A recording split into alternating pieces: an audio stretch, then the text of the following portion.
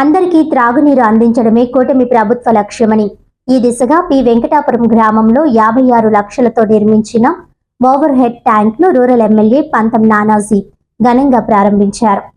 ఈ సందర్భంగా పంతం నానాజీ మాట్లాడుతూ, కూటమి ప్రభుత్వంలో అభివృద్ధి అజెండాగా ముఖ్యమంత్రి చంద్రబాబు నాయుడు, ఉప ముఖ్యమంత్రి పవన్ కళ్యాణ్ లు ముందుకు వెళ్తున్నారని, అందులో భాగంగానే కేంద్రం అందిస్తున్న జల్ జీవన్ మిషన్ ద్వారా సుమారు 56 లక్షల రూపాయలతో నిర్మించడం జరిగిందని తెలిపారు. పి వెంకటాపురం గ్రామంలో ప్రతి ఒక్కరికి మంచినీటిని అందించే ఉద్దేశ్యంతో కూటమి ప్రభుత్వం ఉందని తెలిపారు. ఈ కార్యక్రమంలో సర్పంచ్ వెంకయ్య సోమరాజు, జనసేన నాయకులు భాలు, పెంకే కృష్ణ, పంచాయతీ కార్యదర్శి, గ్రామస్తులు, జనసేన నాయకులు, కూటమి నాయకులు పాల్గొన్నారు.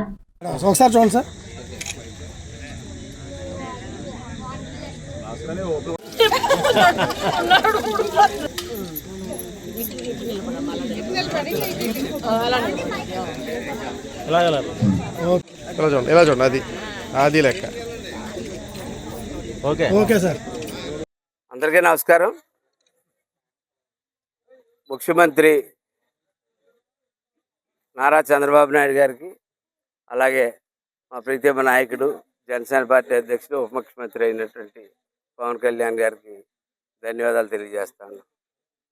జేజేఎం ద్వారా, అలాగే వాటర్ గ్రిడ్ ద్వారా ఇవాళ కాకినాడ రూరల్కి కోట్లాది రూపాయలు పైప్ లైన్లకి అయితే, ఓహెచ్ఎస్ఆర్ ట్యాంకులకి అయితే ఇవ్వడం జరిగింది.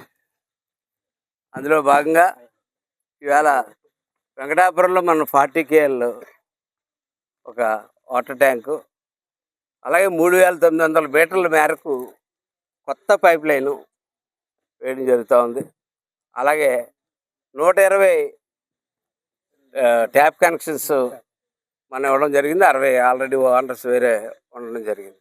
అయితే అది కాక అలాగే 25 లక్షలతో 40 KL జంక్షన్ అవతల పక్క కూడా ఇంకో ట్యాంకు శాంక్షన్ అవ్వడం జరిగింది. అంటే పరిశుభ్రమైనటువంటి నీరు ఆరోగ్యానికి ప్రధానం.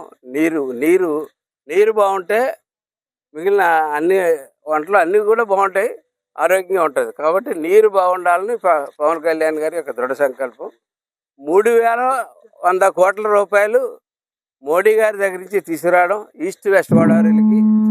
అందులో 1650 కోట్ల రూపాయలు మొట్టమొదటి విడతగా విడుదల చేయడం.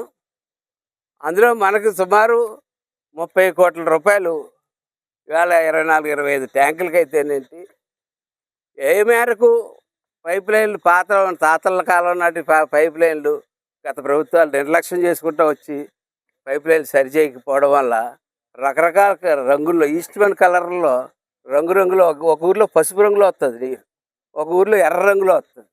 ఊరికి ఒక రకం, ఊరికో రంగుతోటి నీళ్ళు వచ్చే పరిస్థితి. అటువంటి నీళ్లు మనం తాగుతున్నాం. అటువంటి నీళ్లు మార్చాలన్న ఉద్దేశంతో నేను ఎమ్మెల్యే అయిన కొత్తలో మండలం నిధి నుంచి 8 కోట్లు ఇచ్చి చాలా ప్రాంతాల్లో పైప్ లైన్లు సుమారు 50 కిలోమీటర్లు అండి, అయితే 80 కిలోమీటర్ల మేరకు పైప్ లైన్ మార్చడం జరిగింది. ఇప్పుడు ఈ వాటర్ గ్రిడ్ ద్వారా మిగిలిన ఏమన్నా ఉంటే అవి కూడా పూర్తి చేసేస్తా ఉన్నాం. మేము మామూలుగా ప్రజలు అడుగుతారు, మాకు ఈ పైప్ లైన్ వేసి పెట్టండి, ఆ పైప్ లైన్ వేసి పెట్టండి. ఇవాళ మేము అడుగుతూ ఉన్నాం ప్రతి ఊర్లోని, మీ పైప్ లైన్ ఎక్కడన్నా పోయి ఉంటే చెప్పండి, మేము వేస్తామని చెప్పి.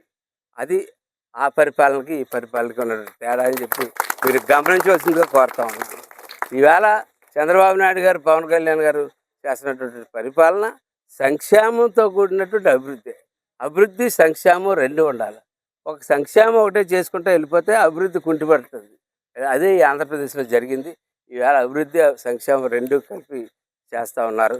రెండింటిని కలిసి ఆగాలని గారు, మేము చేసిన సంక్షేమ కార్యక్రమాలు మీరు చేయగలరా, సంక్షేమం చేస్తే అభివృద్ధి చేయలేరని చెప్పారు.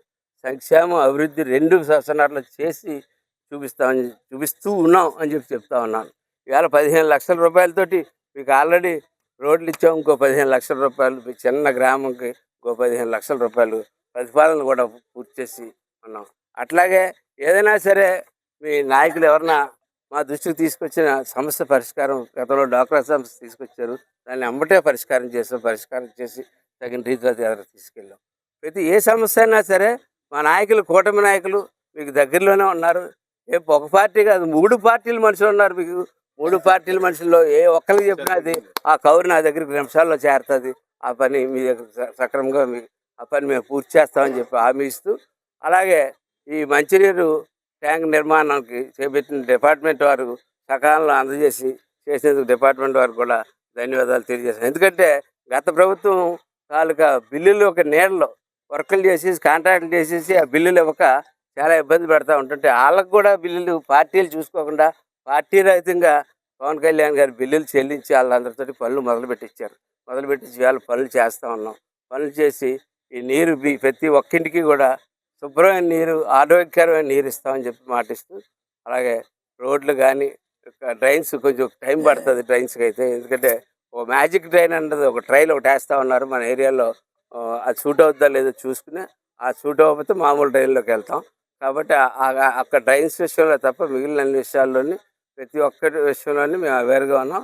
తప్పకుండా మా కూటమి నాయకుల ద్వారా ఏ కౌరు పంపినా సరే ఆ కౌరుకి వెంటనే మేము మా దగ్గర నానాజీ కనపట్టలేదు, నానాజీ గారు రావట్లేదు కదా, నానాజీ గారు ఏం చేస్తున్నారు అన్నది చూసుకోండి. ఎందుకంటే నానాజీ అటు ఇటు తిరిగి కన్నా నానాజీ చోట కూర్చుని మీకు నిధులు తీసుకొచ్చి మీకు పని చేస్తుంటే చేయడానికి పోలే అంతమంది 3 పార్టీల నాయకులు ఉన్నారు చేయడానికి.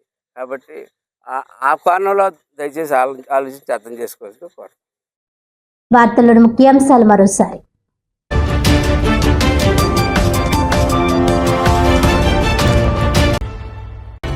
కాకినాడ జిల్లాలో ఆరోగ్యశ్రీ సీఎంఆర్ఎఫ్ నిధులను దుర్వినియోగం చేస్తున్న కొన్ని ప్రైవేట్ ఆసుపత్రులు. తీవ్ర ఆరోపణలు చేసిన పిఠాపురం మాజీ ఎమ్మెల్యే ఎస్వీఎస్ఎన్ వర్మ.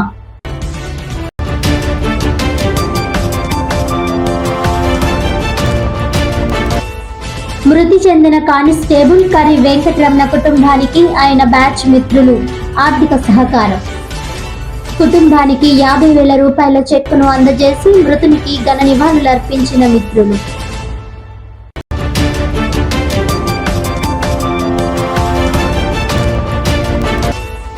అందరికీ త్రాగునీరు అందించడమే కూటమి ప్రభుత్వ లక్ష్యం. పి వెంకటాపురంలో 56 లక్షలతో నిర్మించిన ఓవర్ హెడ్ ట్యాంక్ ను ప్రారంభించిన రూరల్ ఎమ్మెల్యే పంతం నానాజీ.